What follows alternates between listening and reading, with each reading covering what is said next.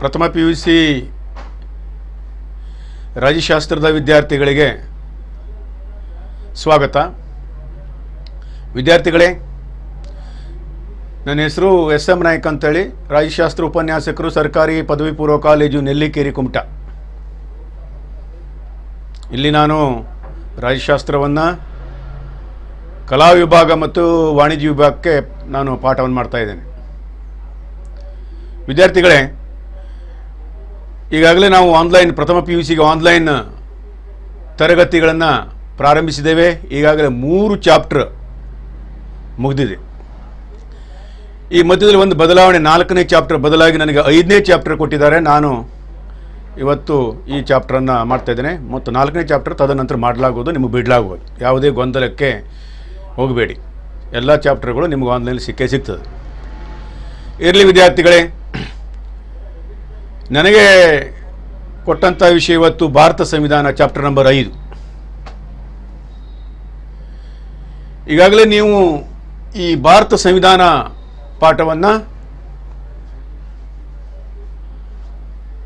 9ನೇ ತರಗತಿಯಲ್ಲಿ ಓದಿದ್ರಿ. Constitution of India ಅಂತೇಳಿ. ನಾನು ನಿಮಗೆ ಈಗಾಗಲೇ ಇಲ್ಲಿ PPT ಮುಖಾಂತರ ಪಾಠ ಮಾಡ್ತಿದ್ದೇನೆ. ನಾನು ಏನು ಹೇಳ್ತೀನಿ ಅದನ್ನು ನಿಮಗೆ ಚಿತ್ರದ ಮುಖಾಂತರ ಕೆಲವು ಚಿತ್ರ ಮತ್ತು ಪಾಯಿಂಟ್ಸ್ಗಳು ಬರ್ತಾ ಇರ್ತವೆ. ಅದನ್ನು ನೀವು ವಿಡಿಯೋ ಆಗಿರ್ತದೆ, ಚಾಚು ತಪ್ಪದೆ ಎಲ್ಲ ಪಾಯಿಂಟ್ಸ್ಗಳನ್ನು ನೋಟ್ ಮಾಡ್ಕೊಳ್ಬೇಕು. ಅದನ್ನು ಅಷ್ಟು ಬರ್ಕೊಂಡ್ರೆ ಮತ್ತು ಯಾವುದೇ ಪುಸ್ತಕ ಓದುವಂಥ ಅವಶ್ಯಕತೆ ಇಲ್ಲ. ತದನಂತರ ಪುಸ್ತಕದ ಕೊನೆಗೆ ಇರುವ ಎಲ್ಲ ಪ್ರಶ್ನೆಗಳಿಗೆ ಇಲ್ಲೇ ಉತ್ತರ ಸಿಗ್ತದೆ ನಿಮಗೆ. ಈ ಎಲ್ಲ ನೋಟ್ಸನ್ನು ನೀಟಾಗಿ ಬರೆದಾದ್ಮೇಲೆ ನೀವು ಮತ್ತೆ ಪುನಃ ನಿಮ್ಮ ಪಾಠದ ಕೊನೆಗೆ ಇರುವಂತಹ ಪ್ರಶ್ನೆ ಉತ್ತರವನ್ನು ಬಿಡಿಸ್ಕೊಳ್ಬೋದು. ಹಾಗಾಗಿ ನಾನು ಎಲ್ಲ ಪಾಯಿಂಟ್ಸ್ಗಳನ್ನು ಇಲ್ಲಿ ನಿಮಗೆ PPT ಮುಖಾಂತರ ಬಿಡ್ತಾ ಇದ್ದೇನೆ. ವಿದ್ಯಾರ್ಥಿಗಳೇ, ಭಾರತದ ಸಂವಿಧಾನ ಕಾನ್ಸ್ಟಿಟ್ಯೂಷನ್ ಆಫ್ ಇಂಡಿಯಾ ಅಂತ ಹೇಳಿ ಈಗಾಗಲೇ 9ನೇ ತರಗತಿ ಓದಿದ್ರಿ. ಆದರೂ ನಮ್ಮ ಪ್ರಥಮ PUCಯಲ್ಲಿ ಇದು ಮತ್ತೆ ಪುನಃ ನಿಮಗೆ ಈ ಅಧ್ಯಾಯದ ಬಗ್ಗೆ ಇದೆ. ಇಲ್ಲಿ ನೀವು ಕಲಿಯುತ್ತಿರುವಂಥ ವಿಷಯ ಏನಂತಂದರೆ, ಸಂವಿಧಾನ ರಚನಾ ಸಮಿತಿ, ಕರಡು ಸಮಿತಿ, ಭಾರತ ಸಂವಿಧಾನದ ಪೂರ್ವ ಪೀಠಿಕೆ, ಭಾರತ ಸಂವಿಧಾನದ ಪ್ರಧಾನ ಲಕ್ಷಣಗಳು, ಭಾರತದ ಪೌರರ ಮೂಲಭೂತ ಹಕ್ಕುಗಳು, ಮೂಲಭೂತ ಕರ್ತವ್ಯಗಳು ಮತ್ತು RTE ಅಂತೇಳಿ, ರೈಟ್ ಟು ಎಜುಕೇಷನ್ ಅಂತೇಳಿ, ಇಷ್ಟು ವಿಷಯಗಳನ್ನು ಈ ಚಾಪ್ಟರ್ನಲ್ಲಿ ಕಲಿಯಬೇಕಾಗಿದೆ. ನಾನು ಇದನ್ನು 3 ಪೀರಿಯಡ್ನಲ್ಲಿ ಈ ಚಾಪ್ಟರ್ನ ಮುಗಿಸ್ತಾ ಇದ್ದೇನೆ. ವಿದ್ಯಾರ್ಥಿಗಳೇ, ಭಾರತ ಸಂವಿಧಾನ ಬಗ್ಗೆ ಹೇಳಬೇಕಿದ್ರೆ ನೀವೆಲ್ಲ ಈಗಾಗಲೇ ತಿಳ್ಕೊಂಡಿದ್ದೀರಿ. ಭಾರತೀಯ ಸಂವಿಧಾನವು ನವೆಂಬರ್ 1949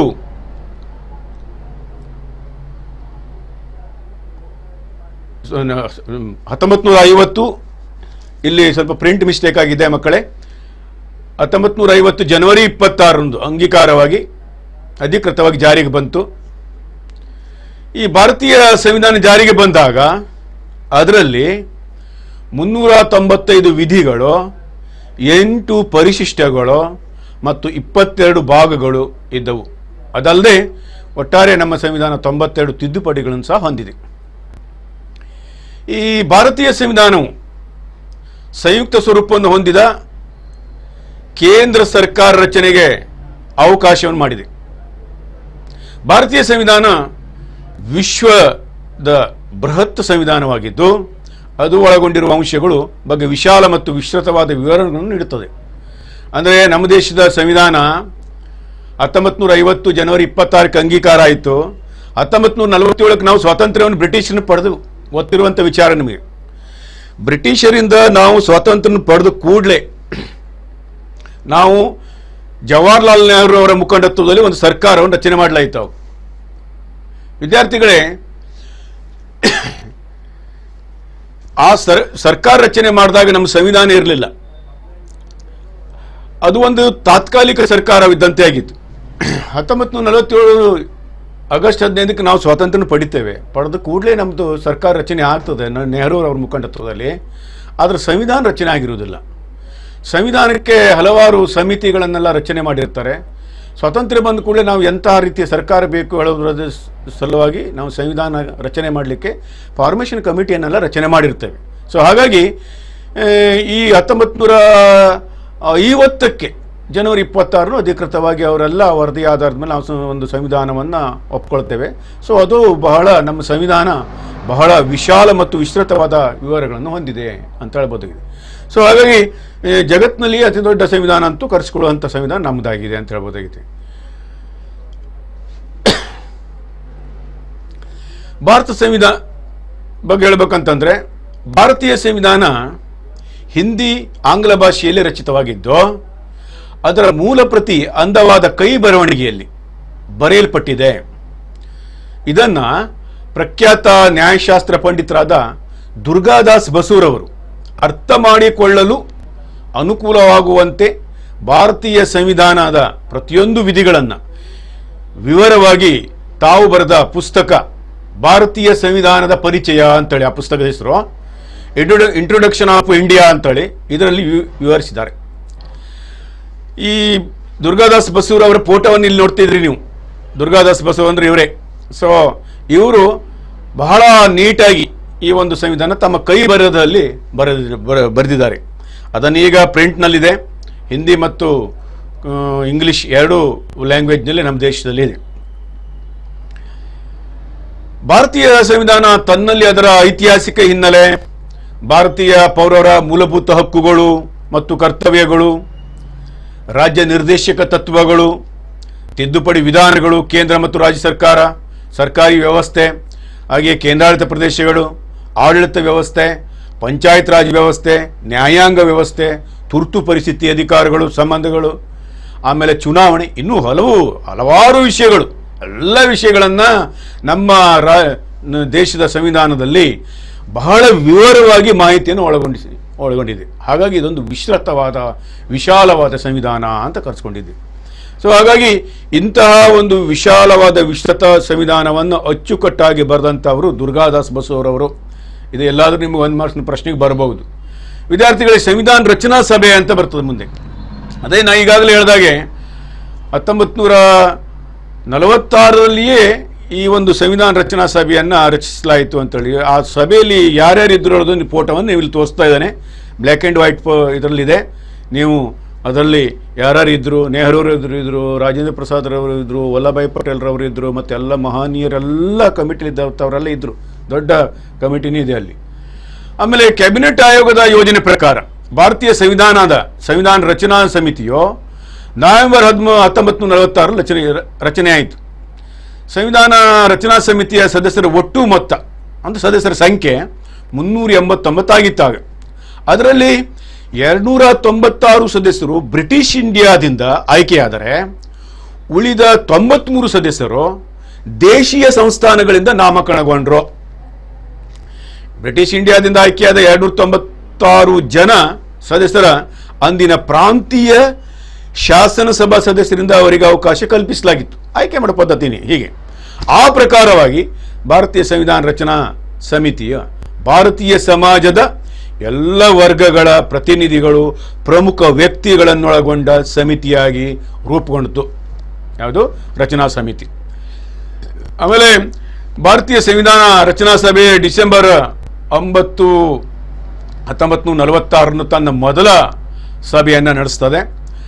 ಆ ಸಭೆಯ ಅಧ್ಯಕ್ಷತೆಯನ್ನು, ಅಂದರೆ ಅವರು ತಾತ್ಕಾಲಿಕ ಅಧ್ಯಕ್ಷರಾಗಿರ್ತಾರೆ, ಅವರನ್ನು ಡಾಕ್ಟರ್ ಸಚ್ಚಿದಾನಂದ ಸಿನ್ಹಾರ್ ಅವರು ಅದರ ಅಧ್ಯಕ್ಷತೆಯನ್ನು ವಹಿಸಿಕೊಂಡಿರ್ತಾರೆ.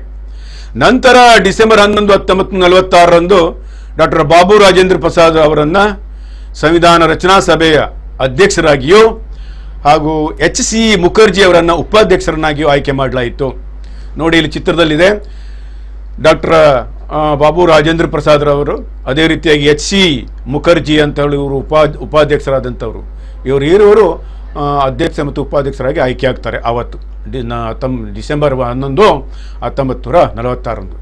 ಈ ರೀತಿ ರಚನೆಯಾದ ಸಂವಿಧಾನ ರಚನಾ ಸಭೆ ಸುಮಾರು 2 ವರ್ಷ 11 ತಿಂಗಳು 18 ದಿನಗಳಲ್ಲಿ 11 ಅಧಿವೇಶನಗಳನ್ನು ನಡೆಸಿ ಭಾರತೀಯ ಸಂವಿಧಾನ ರಚನಾ ಕಾರ್ಯವನ್ನು ಪೂರ್ಣಗೊಳಿಸುತ್ತದೆ.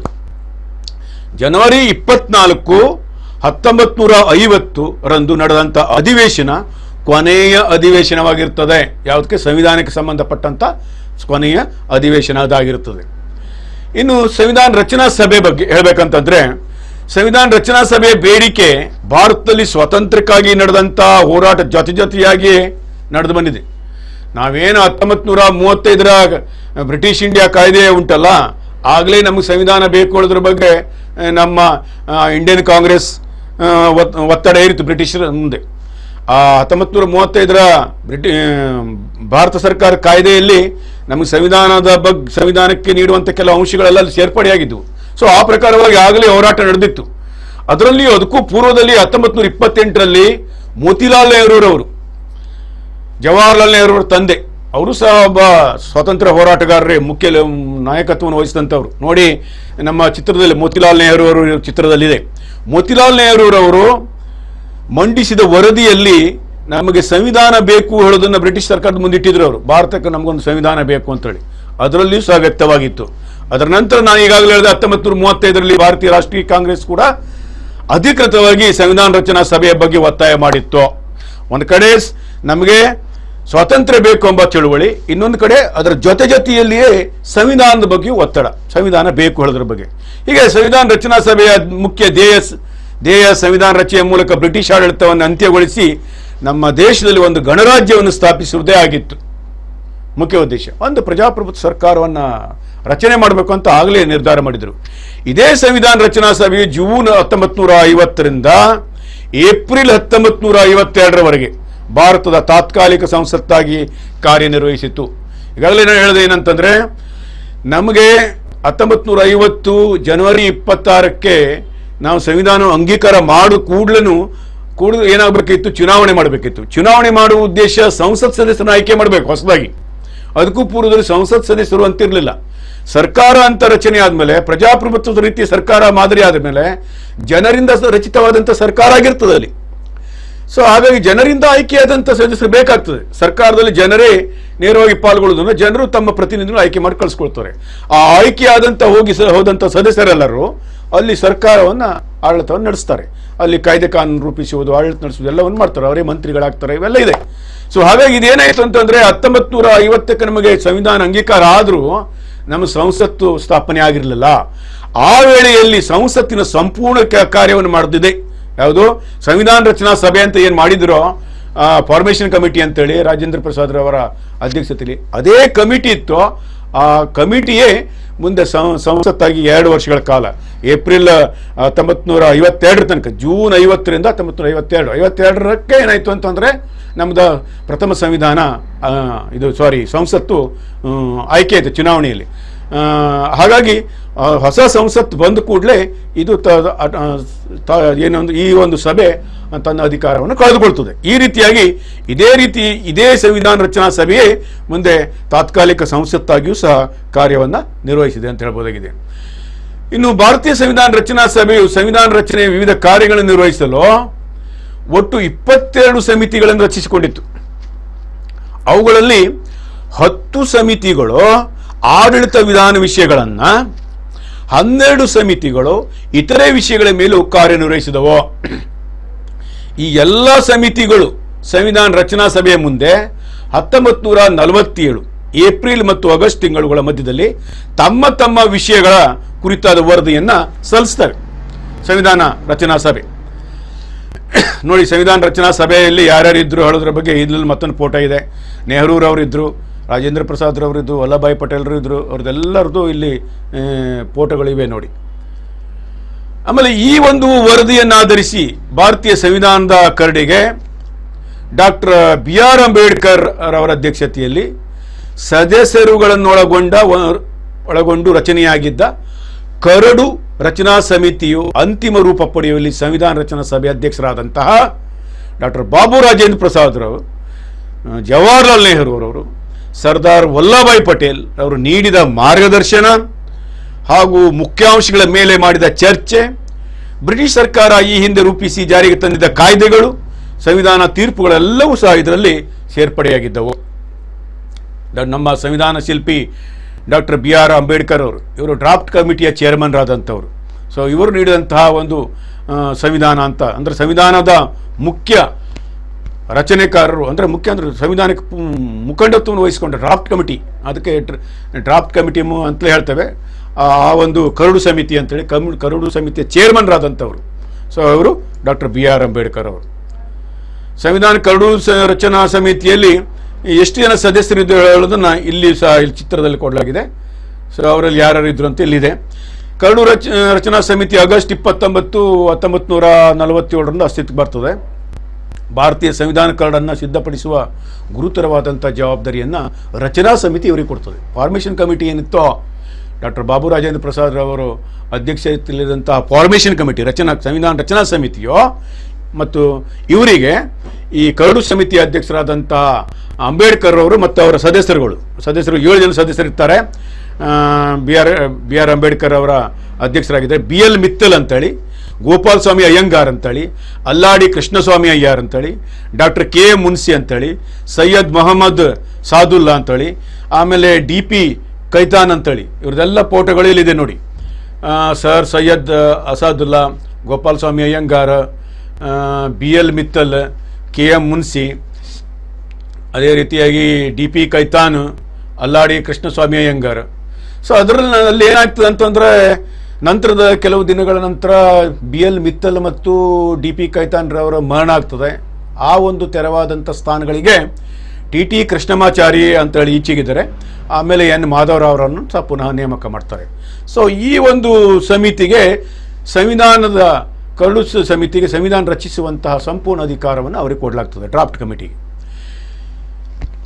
ಸಂವಿಧಾನ ರಚನೆಗಾಗಿ ರಚನೆಯಾದ ವಿವಿಧ ಸಮಿತಿಗಳು ಕರಡು ರಚನಾ ಸಮಿತಿಯ ಮುಂದಿಟ್ಟು ಪ್ರಸ್ತಾಪಗಳನ್ನು ಆಧರಿಸಿದ ಮೊದಲ ಕರಡು ಪ್ರತಿಯನ್ನು ಫೆಬ್ರವರಿ 1943 ಪ್ರಕಟಿಸ್ತದೆ.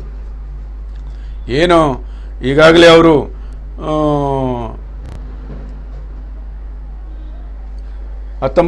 ಆಗಸ್ಟ್ 29,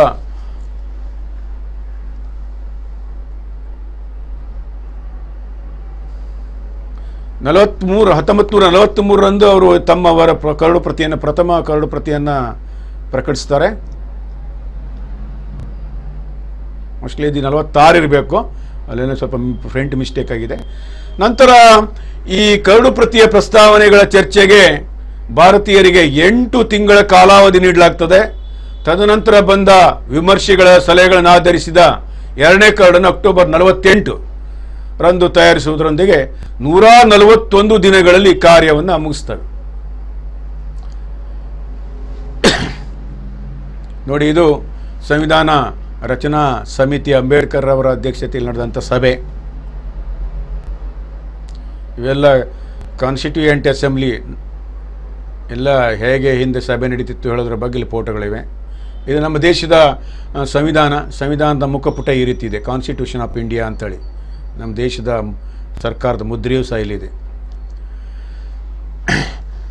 ಹಾಗಾಗಿ ಸಂವಿಧಾನ ರಚನಾ ಸಭೆಯು ನವೆಂಬರ್ 26, 1948 3 ವರ್ಷಕ್ಕಿಂತ ಕಡಿಮೆ ಕಾಲಾವಧಿಯಲ್ಲಿ ಭಾರತೀಯರಾದ ನಾವು ಈ ಸಂವಿಧಾನವನ್ನು ಶಾಸನ ರೂಪದಲ್ಲಿ ಅಂಗೀಕರಿಸಿ ನಮಗೆ ನಾವೇ ಅರ್ಪಿಸಿಕೊಂಡಿದ್ದೇವೆ ಎಂಬ ಪ್ರಮಾಣದೊಂದಿಗೆ ಪ್ರಜಾಸತ್ತಾತ್ಮಕ, ಜಾತ್ಯತೀತ ಹಾಗೂ ಸಾಮಾಜಿಕ ಮತ್ತು ಆರ್ಥಿಕ ನ್ಯಾಯ ಮೌಲ್ಯಗಳನ್ನು ಆಧರಿಸಿ ರಚಿತವಾದ ಸಂವಿಧಾನವನ್ನು ಅಂಗೀಕರಿಸಿತು. ಕಾನ್ಸ್ಟಿಟ್ಯೂಷನ್ ಆಫ್ ಇಂಡಿಯಾ ಹೇಳೋದನ್ನು ಇಲ್ಲಿ ನಾವು ಚಿತ್ರದಲ್ಲಿ ಸಹ ನಿಮಗೆ ತೋರಿಸ್ತಾ ಇದ್ದೇನೆ. ಇನ್ನು ಭಾರತೀಯ ಸಂವಿಧಾನದ ಪ್ರಸ್ತಾವನೆ ಅಂತೇಳಿ ಈ ರೀತಿಯಾಗಿ ಸಂವಿಧಾನ ರಚನೆ ಆಗ್ತದೆ. ಮಕ್ಕಳೇ, ಭಾರತೀಯ ಸಂವಿಧಾನದ ಪ್ರಸ್ತಾವನೆ ಹೇಳೋದು ಪೀಠಿಕೆ ಅಂತ ಹೇಳ್ತಾರೆ. ಅದಕ್ಕೆ ಪ್ರಸ್ತಾವನೆ ಅಂದರೆ ಸಂವಿಧಾನದ ಮುಖಪುಟದಲ್ಲಿಯೇ ಈ ಒಂದು ಸಂವಿಧಾನ ಹೇಗಿದೆ ಹೇಳಿ ತೋರಿಸುವಂಥದ್ದು ಪ್ರಸ್ತಾವನೆ. ಪೀಠಿಕೆ ಪ್ರಿಯಂಬಲ್ ಅಂತ ಕರೀತಾರೆ ಇದಕ್ಕೆ.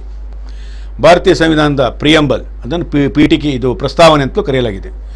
ಇಲ್ಲಿ ಪ್ರಸ್ತಾವನೆ ಎಂಬ ಪದ ಸಂವಿಧಾನದ ಪರಿಚಯಕ್ಕೆ ಸಂಬಂಧಿಸಿದಾಗಿದ್ದು, ಸಂವಿಧಾನದ ಪರವಾಗಿದ್ದು, ಸಂವಿಧಾನವನ್ನು ಅರ್ಥ ಮಾಡಿಸುವ ಸ್ಫೂರ್ತಿಯ ಕೀಲಿಕೈಯಾಗಿದೆ.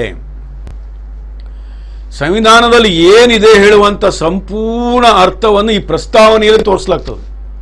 ಹಾಗಾಗಿ ನಮ್ಮ ದೇಶದ ಸಂವಿಧಾನ ಈ ಒಂದು ಪ್ರಸ್ತಾವನೆಯನ್ನು ಹೊಂದಿದೆ. ಇದು ಜಗತ್ತಿನ ಉಳಿದ ಸಂವಿಧಾನ ಅಂದರೆ ಪ್ರಪ್ರಥಮವಾಗಿ ಜಗತ್ತಿಗೆ ಸಂವಿಧಾನದಲ್ಲಿ ಪ್ರಸ್ತಾವನೆಯನ್ನು ತೋರಿಸಿದಂಥ ದೇಶ ಅಂದರೆ ಅಮೇರಿಕ ದೇಶದ ನಂತರ ನಮ್ಮ ದೇಶವು ಸಹ ತನ್ನ ಸಂವಿಧಾನ ಪ್ರಸ್ತಾವನೆಯನ್ನು ತೋರಿಸಿದೆ, ಪ್ರಿಯಂಬಲ್ ಅನ್ನು ತೋರಿಸಿದೆ. ಆ ಪ್ರಿಯಂಬಲ್ ಓದಿದಾಗ ಅದರ ಒಳಗಿರುವಂಥ ಸಂಪೂರ್ಣ ಸಂವಿಧಾನದ ಚಿತ್ರಣ ಬ್ರೀಫ್ ಈ ಒಂದು ಪ್ರಿಯಂಬಲ್ ಗೊತ್ತಾಗ್ತದೆ. ಸೊ ಹಾಗಾಗಿ ನಮ್ಮ ದೇಶದ ಅದನ್ನೇ ಸಂವಿಧಾನವನ್ನು ಅರ್ಥ ಮಾಡಿಸುವ ಸ್ಫೂರ್ತಿಯ ಕೀಲಿಕೈ ಅಂತ ಹೇಳಿದ್ದಾರೆ. ಸೊ ಆದ್ದರಿಂದ ಪ್ರಸಕ್ತ ಕೆ ಮುನ್ಸಿಯವರು ಪ್ರಸ್ತಾವನೆಯನ್ನು ಭಾರತೀಯ ಸಂವಿಧಾನದ ರಾಜಕೀಯ ಜಾತಕ ಎಂದು ಬಣಿಸಿದ್ದಾರೆ.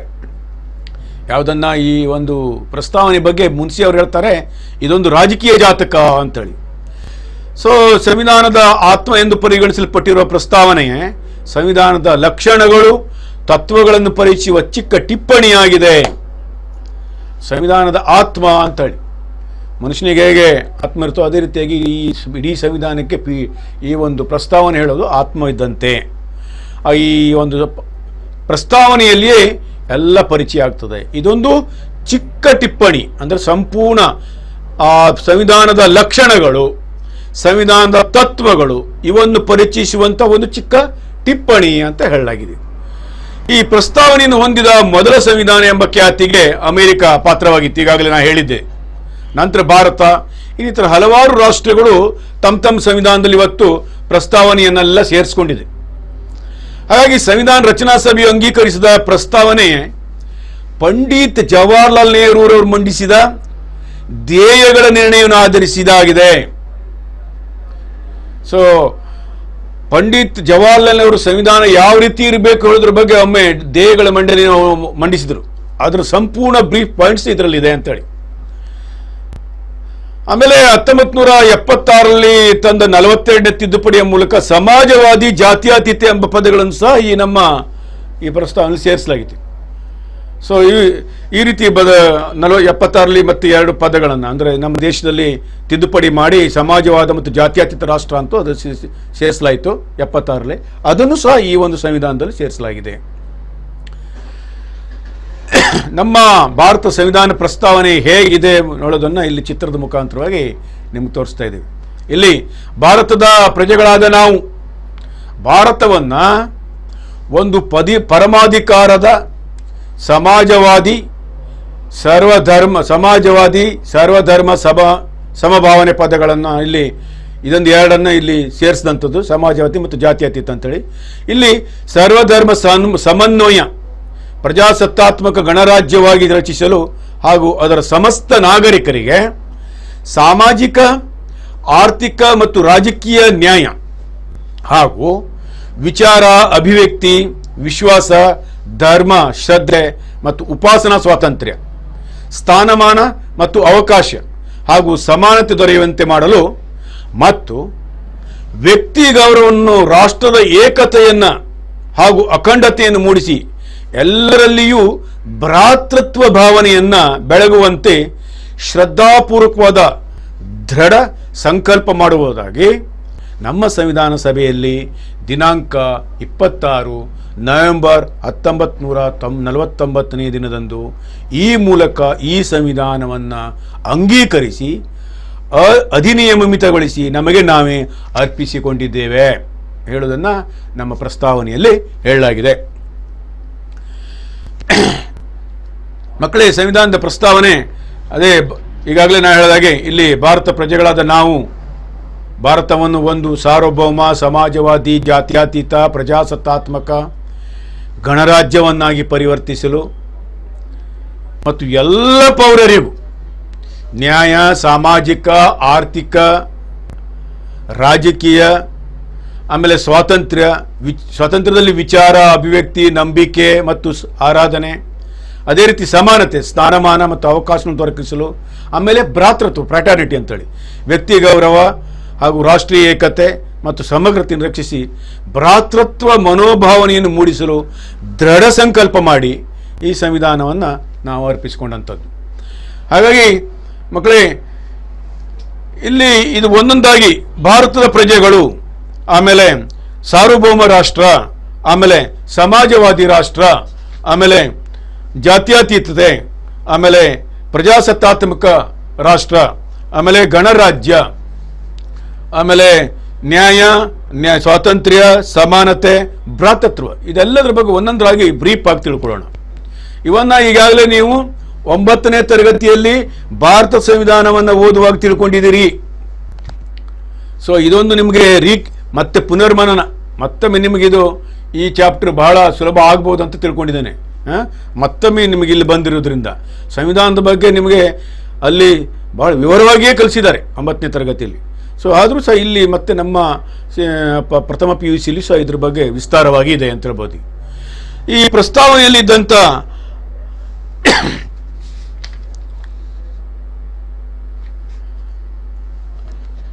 ಭಾರತದ ಪ್ರಜೆಗಳು ಅಂತೇಳಿ we the people of India ಅಂತೇಳಿ, we the people of India ಅಂತೇಳಿ, ಈ ಭಾರತದ ಪ್ರಜೆಗಳು ಎಂಬ ಪದ ಅಧಿಕಾರವಿರುವುದು ಭಾರತೀಯರಲ್ಲಿ ಎಂಬುದನ್ನ ಕಲಿಸುತ್ತದೆ.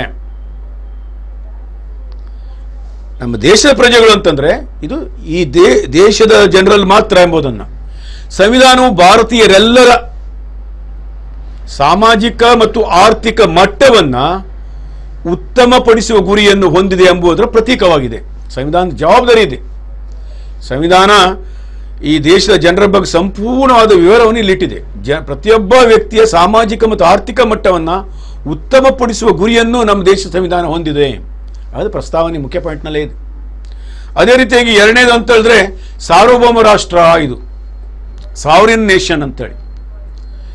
ಈ ಸಾರ್ವಭೌಮತೆ ಎಂಬ ಪದವು ಭಾರತದೊಳಗೆ ಬರುವ ಪ್ರಜೆಗಳು ಮತ್ತು ಸಂಘ ಸಂಸ್ಥೆಗಳ ಮೇಲೆ ಪ್ರಭುತ್ವವನ್ನು ಹೊಂದಿದೆ ಹಾಗೂ ಅದು ಭಾಗವಾಗಿಯೂ ಯಾವುದೇ ನಿಯಂತ್ರಣದಿಂದ ಮುಕ್ತವಾಗಿದೆ ಎಂಬ ಅರ್ಥವನ್ನು ಕೊಡುವಂಥದ್ದೇ ಸಾರ್ವಭೌಮ ರಾಷ್ಟ್ರ. ಈ ರಾಷ್ಟ್ರ ಸಾರ್ವಭೌಮದು. ನಮ್ಮದು ಈ ದೇಶದೊಳಗಿರುವಂಥ ಪ್ರಜೆಗಳು ಮತ್ತು ಸಂಘ ಸಂಸ್ಥೆಗಳಿಗೆಲ್ಲ ತಮ್ಮದೇ ಆದಂಥ ಪ್ರಭುತ್ವ, ಸ್ವತಂತ್ರರು, ಯಾವ ಬೇರೆ ದೇಶದವರ ಅಧೀನ ಇಲ್ಲ. ನಾವು ನಮ್ಮದೇ ಆದಂಥ ಸ್ವಾತಂತ್ರ್ಯವನ್ನು ಹೊಂದಿದ್ದೇವೆ ಹೇಳೋದನ್ನು ಇಲ್ಲಿ ಹೇಳ್ತಿದೆ. 1947 ಪೂರ್ವದಲ್ಲಿ ಆಗಿರಲಿಲ್ಲ. 1947 ಪೂರ್ವದಲ್ಲಿ ನಮಗೆ ಸಾರ್ವಭೌಮತೆ ಇರಲಿಲ್ಲ. ಆಗ ಬ್ರಿಟಿಷರು ನಮ್ಮನ್ನು ಆಳ್ತಾ ಇದ್ರು, ಅವರ ಅಧೀನದಲ್ಲಿ ನಮ್ಮ ಆಡಳಿತ ಇತ್ತು. 1947 ನಮಗೆ ಆಗಸ್ಟ್ 15ರಂತೆ ಇದು ಸಿಕ್ಕಿತ್ತು. ಅಧಿಕೃತವಾಗಿ ನಾವು ಸಂವಿಧಾನವನ್ನು ರಚನೆ ಮಾಡಿಕೊಂಡ ಮೇಲೆ ಎಲ್ಲವನ್ನು ಸೇರಿಸ್ಕೊಳ್ಳಾಯಿತು. ಹಾಗಾಗಿ ನಾವು ಇವತ್ತು ಸಾರ್ವಭೌಮ ರಾಷ್ಟ್ರ. ನಾವು ದೇಶದೊಳಗೂ ನಮಗೆ ಸಾರ್ವಭೌಮ ರಾಷ್ಟ್ರವಾಗಿದೆ. ನಾವು ಎಲ್ಲರೂ ನಮ್ಮದೇ ಆದಂತಹ ಒಂದು ಸಂಘ ಸಂಸ್ಥೆಗಳ ಪ್ರಜೆಗಳಿಗೆ ತಮ್ಮದೇ ಆದಂಥ ಸಂಪೂರ್ಣವಾದಂಥ ಸ್ವಾತಂತ್ರ್ಯ ಇದೆ. ಅಷ್ಟಲ್ಲದೆ ನಮ್ಮ ದೇಶಕ್ಕೂ ಸಹ ಹೊರ ರಾಷ್ಟ್ರಗಳಲ್ಲಿ ಗೌರವಗಳಿವೆ. ಆಮೇಲೆ ಇದೊಂದು ಸಮಾಜವಾದಿ ರಾಷ್ಟ್ರ ಅಂತ ನಮ್ಮ ಪೀಠಿಕೆಯಲ್ಲಿ ಹೇಳ್ತಾ ಇದೆ, ಸೋಷಿಯಲಿಸ್ಟಿಕ್ ನೇಷನ್ ಅಂತೇಳಿ. ಈ ಒಂದು ಸಮಾಜವಾದಿ ರಾಷ್ಟ್ರ ಹೇಳುವುದು ಮೂಲ ಸಂವಿಧಾನ 1950ರಲ್ಲಿ ರಚನೆಯಾದ ಸಂವಿಧಾನದಲ್ಲಿ ಇರಲಿಲ್ಲ. ಆಗ ಈ ಪದಗಳಿರಲಿಲ್ಲ. 1976ರಲ್ಲಿ ನಮ್ಮ ಸಂವಿಧಾನಕ್ಕೆ 42ನೇ ತಿದ್ದುಪಡಿ ಮಾಡುವುದರ ಮೂಲಕ ಸಂವಿಧಾನದ ಪ್ರಸ್ತಾವನೆಯಲ್ಲಿಯೇ ಇದನ್ನು ಸೇರಿಸಲಾಯಿತು, ಸಮಾಜವಾದ ಎಂಬ ಪದ. ಇದು ಭಾರತೀಯರ ಸಾಮಾಜಿಕ ಮತ್ತು ಆರ್ಥಿಕ ಬದಲಾವಣೆ ತರುವುದರ ಮೂಲಕ ಜೀವನ ನಿರ್ವಹಿಸುವ ವಾತಾವರಣ ನಿರ್ಮಿಸುವುದಕ್ಕೆ ಬದ್ಧವಾಗಿದೆ ಎಂಬುದನ್ನು ತಿಳಿಸ್ತದೆ. ಇಲ್ಲಿ ಸಮಾಜವಾದದ ಬಗ್ಗೆ ಹೇಳ್ತಾ ಇದೆ, ಪ್ರತಿಯೊಬ್ಬ ದೇಶದ ಪ್ರಜೆಗಳ ಬಗ್ಗೆ ಸಮಾಜವಾದ. ಭಾರತೀಯರು ಸಾಮಾಜಿಕ ಮತ್ತು ಆರ್ಥಿಕ ಬದಲಾವಣೆ ತರುವುದರ ಮೂಲಕ ಜೀವನವನ್ನು ಹೇಗೆ ನಿರ್ಮಿಸಿಕೊಳ್ಬೇಕು ಅನ್ನೋದನ್ನು ಸಹ ಇಲ್ಲಿ ಸ್ಪಷ್ಟವಾಗಿ ತೋರಿಸ್ತಾ ಇದೆ ಈ ಸಮಾಜವಾದಿ ತತ್ವದಲ್ಲಿ. ಆಮೇಲೆ ನಂತರ ಪ್ರಸ್ತಾವನೆಯಲ್ಲಿ ಬರುವಂತಹ ಪಾಯಿಂಟ್ಸ್ ಅಂದರೆ ಜಾತ್ಯತೀತತೆ, ಸೆಕ್ಯುಲರ್ ನೇಷನ್ ಅಂತೇಳಿ. ಇದು ಹಾಗೆ ಮೂಲ 1950 ಜನವರಿ 26ರಂದು ಅಂಗೀಕಾರವಾದಂತಹ ಸಂವಿಧಾನದಲ್ಲಿ ಇದಿರಲಿಲ್ಲ. ಇದನ್ನೂ ಸಹ ಜಾತ್ಯತೀತ ಎಂಬ ಒಂದು ಪ್ರಸ್ತಾವನೆಗೆ ಈ ಶಬ್ದವನ್ನು ಅಥವಾ ಜಾತ್ಯತೀತ ಹೇಳುವಂಥ ಅಂಶವನ್ನು 1976ರಲ್ಲಿ ಸಂವಿಧಾನಕ್ಕೆ 42ನೇ ತಿದ್ದುಪಡಿಯ ಮೂಲಕ ಈ ಪ್ರಸ್ತಾವನೆಯಲ್ಲಿ ಸೇರಿಸಲಾಯಿತು. ಇಲ್ಲಿ ರಾಜ್ಯ ಯಾವುದೇ ಧರ್ಮವನ್ನು ರಾಷ್ಟ್ರೀಯ ಧರ್ಮವೆಂದು ಮಾನ್ಯ ಮಾಡದೆ, ಯಾವುದೇ ಒಂದು ಧರ್ಮದ ಪರವಾದ ನಿಲುವು ತಾಳದ ಹಾಗೂ ಭಾರತೀಯರು ನಮ್ಮ ಮನಸ್ಸಾಕ್ಷಿಯಾಗಿ ಅನುಗುಣವಾಗಿ ಯಾವುದೇ ಧರ್ಮವನ್ನು ಸೇರುವ, ಆಚರಿಸುವ ಮತ್ತು ಪ್ರಚಾರ ಮಾಡುವ ಸ್ವಾತಂತ್ರ್ಯವನ್ನು ಹೊಂದಿದ್ದಾರೆ ಅಂತ ಕಲ್ಪಿಸಲಾಗಿದ್ದನ್ನು ಇದು ಹೊಂದಿದ್ದಾರೆ. 1976 ನಂತರ ನಮ್ಮದು ಸೆಕ್ಯುಲರ್ ಕಂಟ್ರಿ ಆಯಿತು.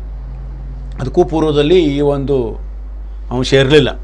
ಇದರ ಪ್ರಕಾರ ನಮ್ಮ ದೇಶದಲ್ಲಿ ಜಾತಿ ಮತ ಪಂಥ ಯಾವುದೇ ಭೇದ ಭಾವ ಇಲ್ಲ.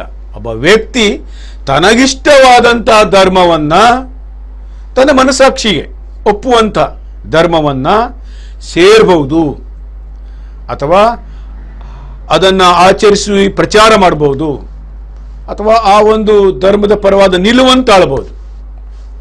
ಇಲ್ಲಿ ಒಂದು ಅಂತಂದರೆ, ಒತ್ತಾಯಪೂರ್ವಕವಾಗಿ ಯಾವ ವ್ಯಕ್ತಿಯ ಮೇಲೆಯೂ ಈ ಧರ್ಮವನ್ನು ಸ್ವೀಕರಿಸುವಂತೆ ಒತ್ತಾಯ ಮಾಡುವಂತಿಲ್ಲ. ತನ್ನ ಮನಸ್ಸಾಕ್ಷಿಯಾಗಿ ಅಂದರೆ ಅವನ ವೈಯಕ್ತಿಕ ಸ್ವಾತಂತ್ರ್ಯ ಅದು. ಸೊ ಹಾಗಾಗಿ 1976 ಇದನ್ನು ಸೇರಿಸಿಕೊಳ್ಳಾಯಿತು. ಅದು ನಮ್ಮ ಮೂಲ ಈ ಒಂದು ಪ್ರಸ್ತಾವನೆಯಲ್ಲಿ ಬಂದಿದೆ. ಸೊ ಜಾತ್ಯತೀತ ಸೆಕ್ಯುಲರ್ ನೇಷನ್ ಅಂತೇಳಿ. ಆಮೇಲೆ ನಂತರ ಬರುವಂತಹ ಒಂದು ಅಂಶ ಅಂತಂದ್ರೆ ಗಣರಾಜ್ಯ ಅಂತೇಳಿ.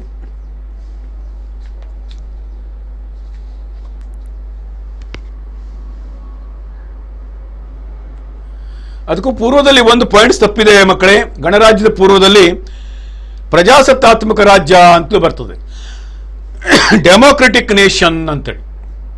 ಈ ಒಂದು ಪಾಯಿಂಟ್ಸ್ ಇಲ್ಲಿ ನಿಮ್ಮ PPTಯಲ್ಲಿಲ್ಲ.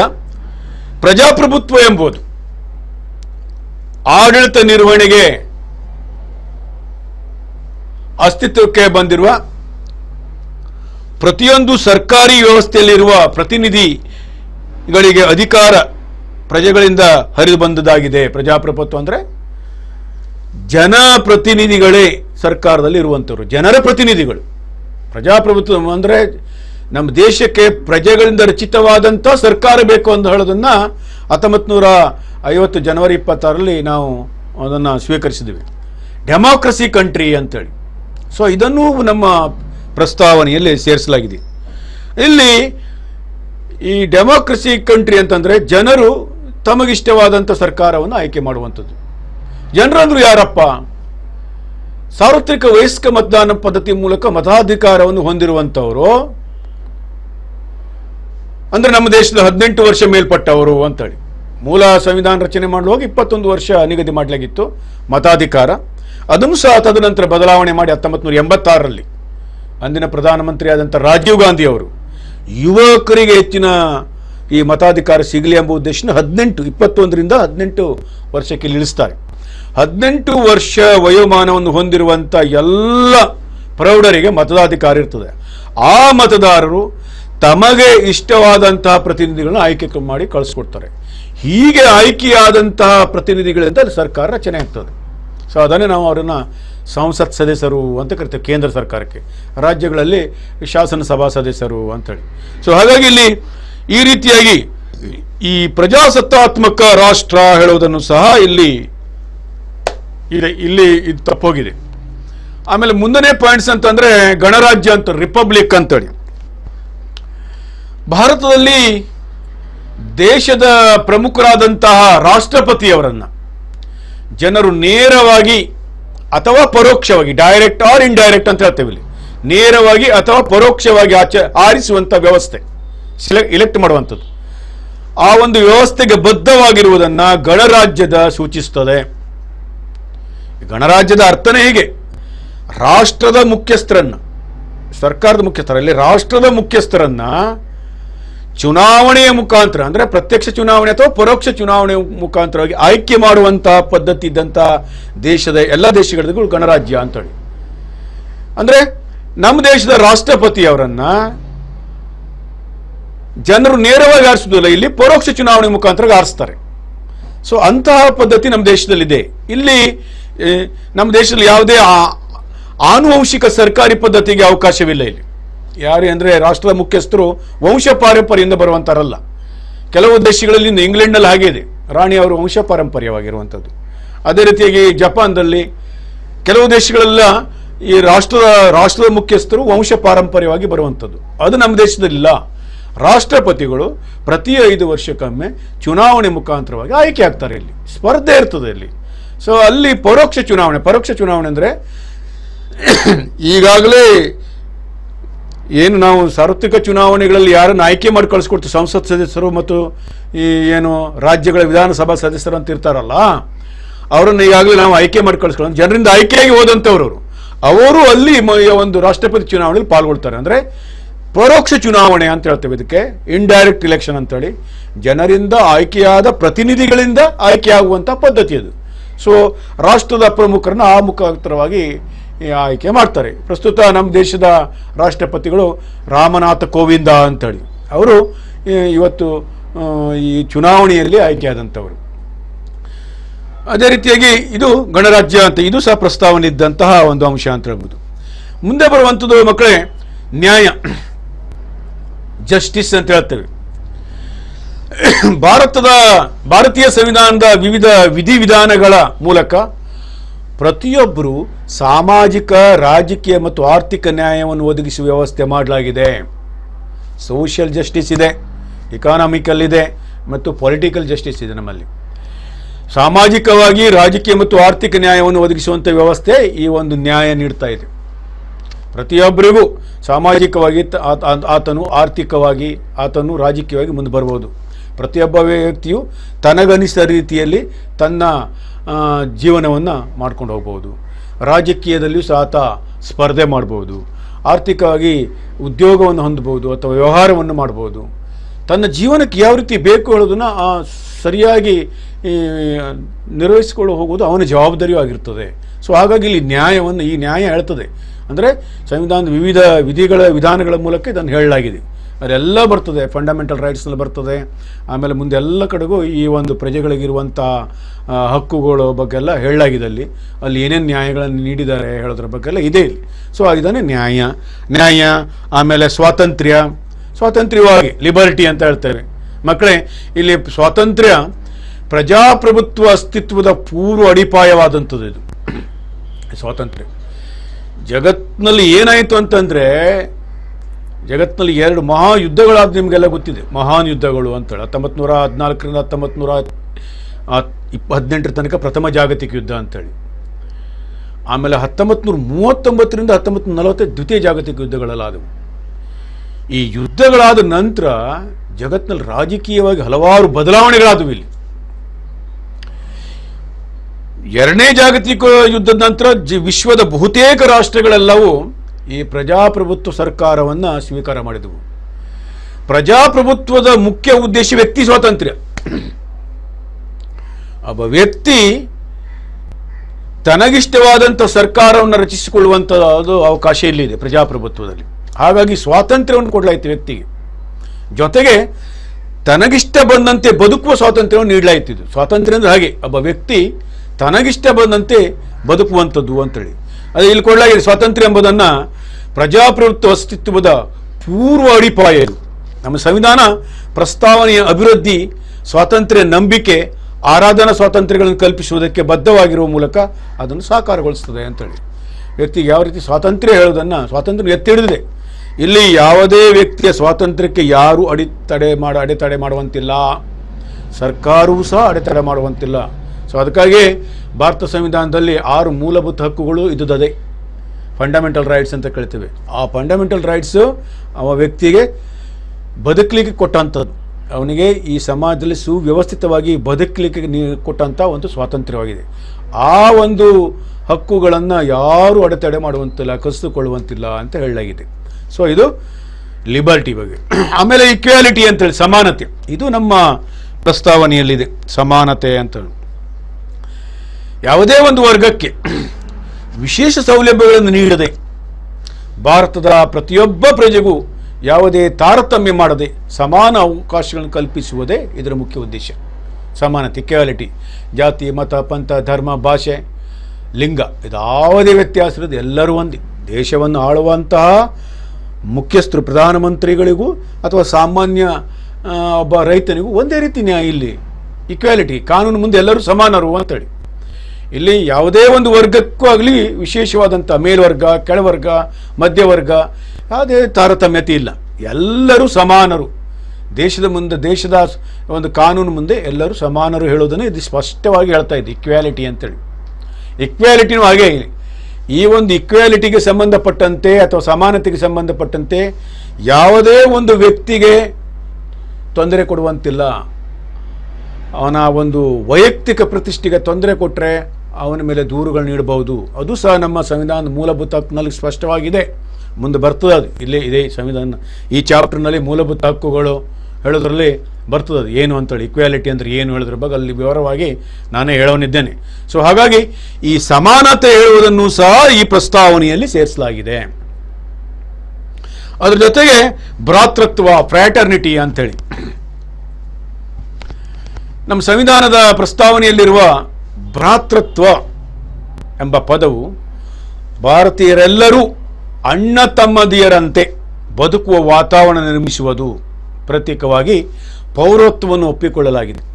ಭ್ರಾತೃತ್ವವು ಪ್ರತಿಯೊಬ್ಬ ವ್ಯಕ್ತಿಯ ಘನತೆ ಹಾಗೂ ದೇಶದ ಐಕ್ಯತೆ ಮತ್ತು ಸಮಗ್ರತೆಯ ದ್ಯೋತಕವಾಗಿದೆ ಅಂತ ಹೇಳ್ಬೋದು. ಜಾತಿ, ಮತ, ಪಂಥ ಅದೆಲ್ಲ ಒಂದು ಜಾತಿ, ವಿವಿಧ ಜಾತಿಗಳು, ವಿವಿಧ ಧರ್ಮ, ಅದು ಒಂದು ಜೀವನಕ್ಕೆ ಒಂದು ಅವರು ವೈಯಕ್ತಿಕ ಸ್ವೀಕರಿಸುವುದು. ಆದರೆ ದೇಶದ ಉದ್ದೇಶದಿಂದ ಎಲ್ಲರೂ ಇಲ್ಲಿ ಸಹೋದರತ್ವದಿಂದ ಬಾಳುವುದು ಅಂತೇಳಿ ಫ್ರಾಟರ್ನಿಟಿ ಅಂತೇಳಿ, ಅಂದರೆ ಭ್ರಾತೃತ್ವ, ಪ್ರತಿಯೊಬ್ಬರು ಅಣ್ಣ ತಮ್ಮಂದಿಯರಂತೆ ಬದುಕುವ ಒಂದು ವಾತಾವರಣ. ಒಂದು ನಗರಗಳಲ್ಲಿ ಹೆಚ್ಚಾಗಿ ಏನಂದರೆ ಈ ನಗರಗಳೆಲ್ಲ ಬೇರೆ ಬೇರೆ ಜಾತಿ ಧರ್ಮದಲ್ಲ ಕೂಡೇ ಇರ್ತಾರೆ. ಅದರಲ್ಲಿ ಮುಖ್ಯ ನಾವೆಲ್ಲ ಭಾರತೀಯರು ಎಂಬ ಒಂದು ಕಲ್ಪನೆಯಿಂದ ಬದುಕ್ತಾ ಇದ್ದೇವೆ. ನಮ್ಮಲ್ಲಿ ಒಗ್ಗಟ್ಟು ಈ ರೀತಿ ಇದೆ. ನಮ್ಮ ಸಂವಿಧಾನವೇ ಹೇಳ್ತಾ ಇದೆ ಭ್ರಾತೃತ್ವ ಎಂಬ ಒಂದು ಮನೋಭಾವನೆಯಿಂದ, ಭ್ರಾತೃತ್ವ ಹೇಳುವ ಮೊಬೈಲಿಂದ ಎಲ್ಲರೂ ಅಣ್ಣ ತಮ್ಮದಿರಂತೆ ಬದುಕಬೇಕು, ಅಂತಹ ಒಂದು ವಾತಾವರಣ ನಿರ್ಮಿಸಿಕೊಳ್ಬೇಕು. ಇದರಿಂದ ದೇಶದ ಐಕ್ಯತೆಗೆ ಒಳ್ಳೆಯದಾಗ್ತದೆ, ಯಾವುದೇ ರೀತಿ ತೊಂದರೆ ಆಗುವುದಿಲ್ಲ ಹೇಳೋದನ್ನು ನಮ್ಮ ಸಂವಿಧಾನ ನಿರ್ಮಾತೃರು ಇದರಲ್ಲಿ ಸ್ಪಷ್ಟವಾಗಿ ಭ್ರಾತೃತ್ವ ಬಗ್ಗೆ ತೋರಿಸಿದ್ದಾರೆ. ಈ ಭ್ರಾತೃತ್ವ ಹೇಳುವಂಥದ್ದು ವಿಶ್ವದ ಕೆಲವು ದೇಶಗಳ ಸಂವಿಧಾನದಲ್ಲಿಯೂ ಇದೆ ಈ ಅಂಶ. ಸೊ ಅದನ್ನು ಸಹ ನಮ್ಮ ಸಂವಿಧಾನದಲ್ಲಿ ತೋರಿಸಲಾಗಿದೆ. ಸೊ ಇವಿಷ್ಟು ಈ ಪ್ರಸ್ತಾವನೆ. ಅಂದರೆ ಇಲ್ಲಿ ಮಕ್ಕಳೇ, ಈ ಪ್ರಸ್ತಾವನೆ ಭಾರತೀಯ ಸಂವಿಧಾನ ಹೊಂದಿರುವ ರಾಜಕೀಯ, ಸಾಮಾಜಿಕ, ನೈತಿಕ ಮತ್ತು ಧಾರ್ಮಿಕ ಮೂಲ ತತ್ವಗಳು ಹಾಗೂ ಮೌಲ್ಯಗಳನ್ನು ಒಳಗೊಂಡಿದೆ. ಆ ಪ್ರಸ್ತಾವನೆಯಲ್ಲಿ ಅದು ಭಾರತೀಯ ಸಂವಿಧಾನದ ಕರ್ತೃಗಳಾದ ಮತ್ತು ಪವಿತ್ರ ದೃಷ್ಟಿಕೋನದ ಫಲವಾಗಿದೆ ಅಂತ ಹೇಳ್ಬೋದಾಗಿದೆ.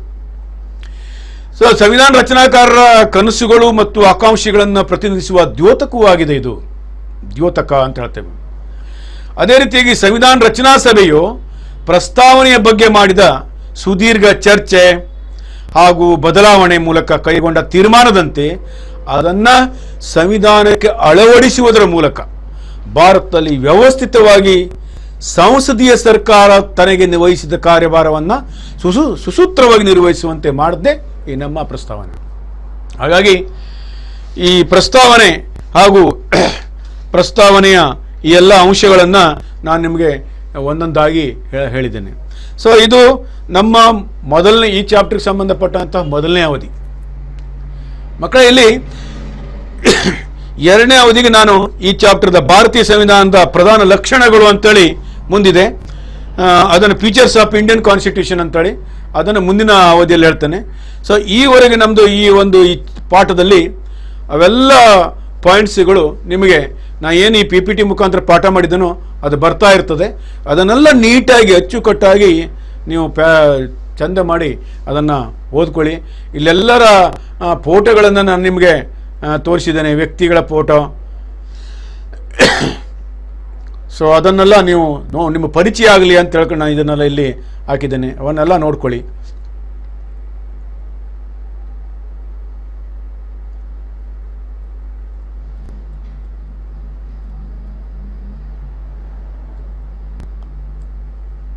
ಧನ್ಯವಾದಗಳು.